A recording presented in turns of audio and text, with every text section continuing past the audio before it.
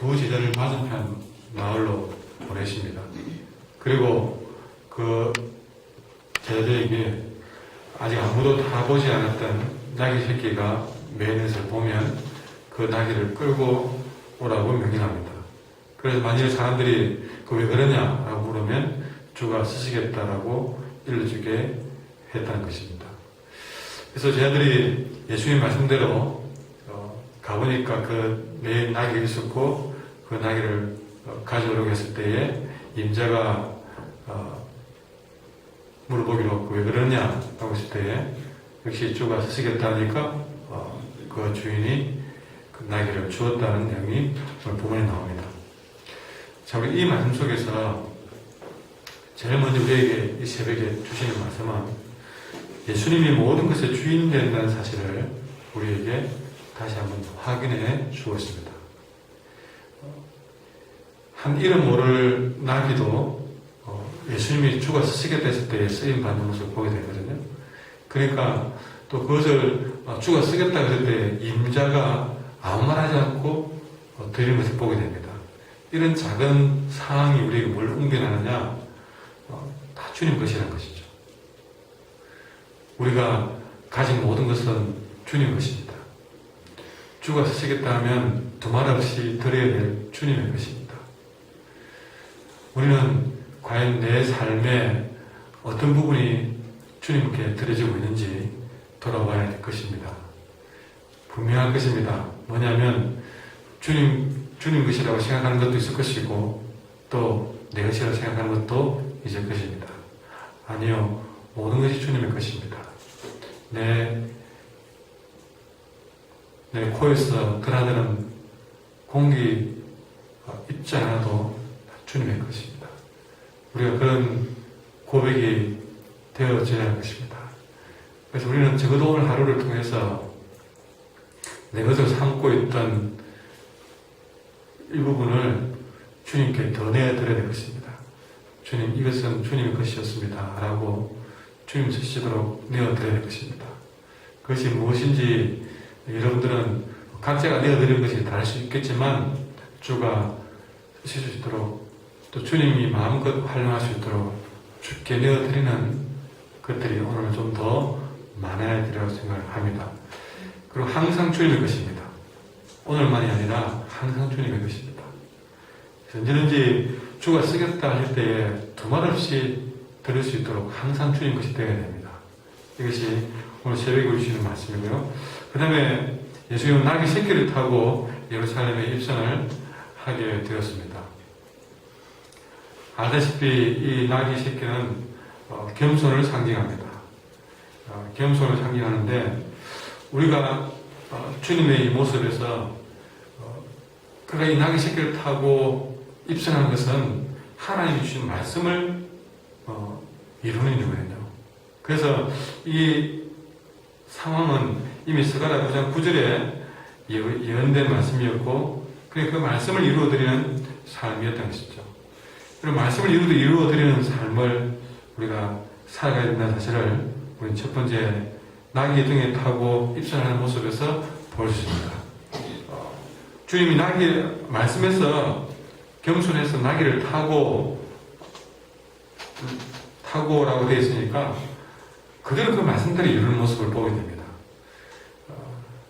여러분, 나귀를 타라면 나귀를 타고, 소를 타라면 소를 타고, 말씀이 내게 지시하는 바를 이루어드리는 삶. 이것이 오늘 우리의 삶이라는 것이죠. 항상 그때 주님 말씀이 어떤 말씀인가 생각해 봐야 됩니다. 내가 원하는 말씀이 아니라 주가 주신 말씀을 이루는 삶을 살아야 됩니다. 우리는 말씀을 찾을 때에도 이 말씀조차도 내가 원하는 말씀을 찾으려고 합니다.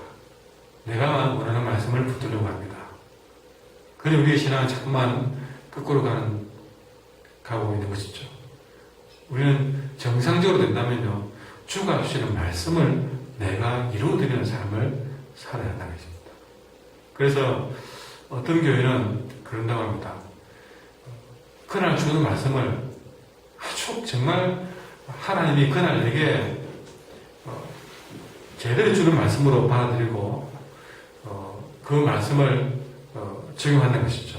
그래서 심지어는 어떤 식으로 하느냐면 그날 오늘 같이 누가복음 19장 28절에 예수님이 나귀를 쓰겠다, 나귀 등에 타고 들어간다 이런 내용이 주어지면 한결교회는 예를 들어서 오늘 이 말씀대로 사는 겁니다. 그래서 이 말씀을 그 주간에 신방을 하면 그날 신방한다, 오늘만 신방할 일 있으면 그 신방하는 가정에 이 말씀밖에 안 주는 거예요. 그럼 이 말씀이 그 가정에 어떤 의미를 주느냐, 그걸 찾는 겁니다. 심지어는 오늘 이 본문의 말씀이 오늘 결혼식에 주례사다. 그럼 주례사를 따로 준비한 게 아니라 오늘 선포된 그 말씀을 가지고 쓰는 겁니다. 자, 장례식이다 그러면 그럼 장례식에 관련되는 말씀을 주로 이게 천국을 예비하라 이런 식의 말씀을 찾아서 가잖아요.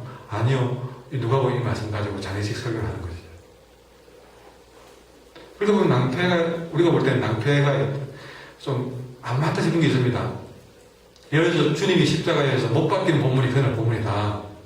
자, 그랬을 때에 자, 그런 날이 무슨 장례식이고 그건 조금은 덜하지만 결혼식에서 그 본문이 적용되었다. 그럼 당연히 결혼 받는 사람들이 왜 이 본문이야? 이렇게 생각합니다. 그리고 당연히 말씀 주면 목사도 그 본문을 피해가서 다른 걸 준비해 갈 겁니다. 여러분, 그런데 그 교회는 그 본문을 쓴다는 것이죠. 놀랍게도 그 본문에서 결혼식에 딱 맞는 그 말씀을 통해서 주는 의미가 있더라는 것을 발견하는 것이죠.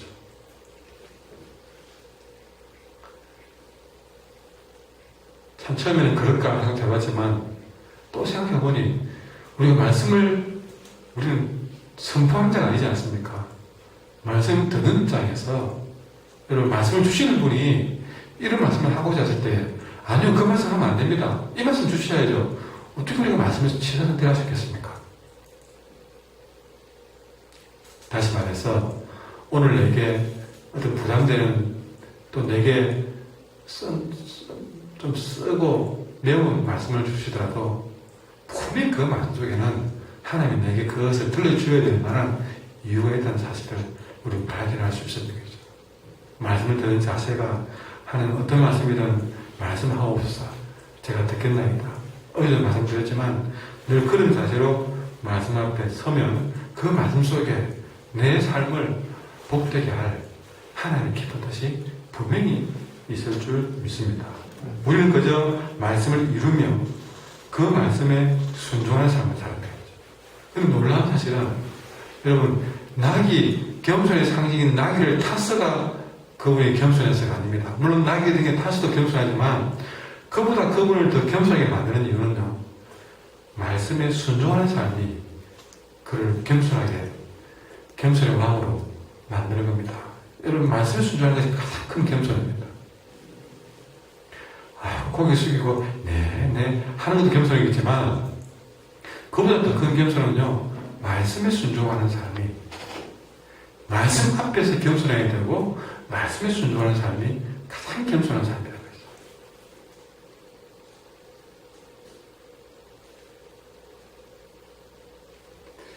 이렇게 예수님께서 예루살렘 성에 입성하실 때 백성들은 왕이 예루살렘에 들어온다고 소리치면서 노래했습니다.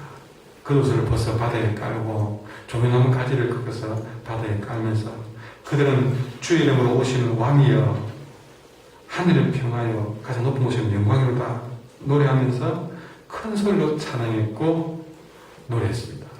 그런데 이 찬양을 듣기 싫어하는 사람이 있었습니다. 어떤 바리새인들은 이렇게 주를 노래하는 자를 책망하라고 항의했습니다. 예수여, 저들이 저런 소리 못하기를 막아주세요 라고 소리했습니다. 그때 예수님은 말씀하시기로 만일 이 사람들이 침묵하면 돌들이 소리 지르라고 말씀을 하시면서 그들의 항의를 묵살시켰습니다. 여러분, 이것은 시편의 말씀을 인용한 것이었습니다. 시편 8편 2절에 보면 하나님은 모든 혀가 침묵을 지켜도 전범기를 통해서라도 당신의 능력을 선포하실 것이기 때문에 다른 대변자가 필요 없다 하는 말씀이 있습니다. 그 말씀을 그대로 인용하고 계시죠. 여기서 우리가 주님이 하신 말씀처럼 우리 예수님은 이 부분에서 찬양을 하도록 내버려 두었습니다. 아니요, 찬양을 권면했습니다. 만약에 저들이 침묵하면 돌들이 소리 지르라. 그러니까 누가 찬양하더라도 주를 찬양하도록 하겠다는 것이죠. 여기서 중요한 메시지가 있습니다. 우리 예수님은 참으로 찬양받기에 합당한 왕이라는 것이죠. 늘 겸손하지만 주님은 찬양하도록 내버려 두었다는 것이죠. 아니, 찬양을 권면했다. 겸손하신 분이 찬양을 권면했다. 이게 앞뒤가 맞을 거지만, 그러나 진정 그분은 온 인류의 구원을 이루는 그 자체로 봤을 때에 그분은 찬양받기에 합한 분이라는 사실을 여기서 주님이 막지 않는 겁니다. 그러나 다시 말하지만 우리 주님은 참으로 찬양받기에 마땅한 분입니다. 그러니 우리 입장에서 찬양하는 것은 마땅한 일입니다. 찬양 힘들어하지 마십시오. 마땅한 일입니다.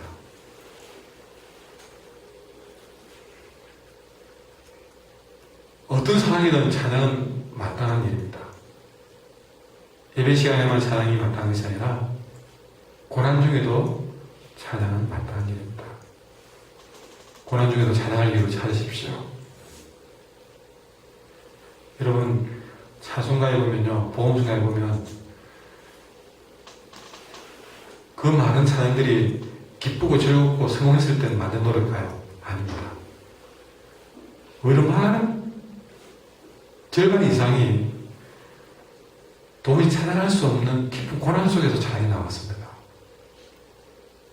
굉장히 우리에게 충격을 주는 말씀이죠. 우리는 또 고난에 부딪히면 찬양이 거치고 찬양할 수 없다고 생각하지만 그만큼 우리 영이 어두워지는 겁니다.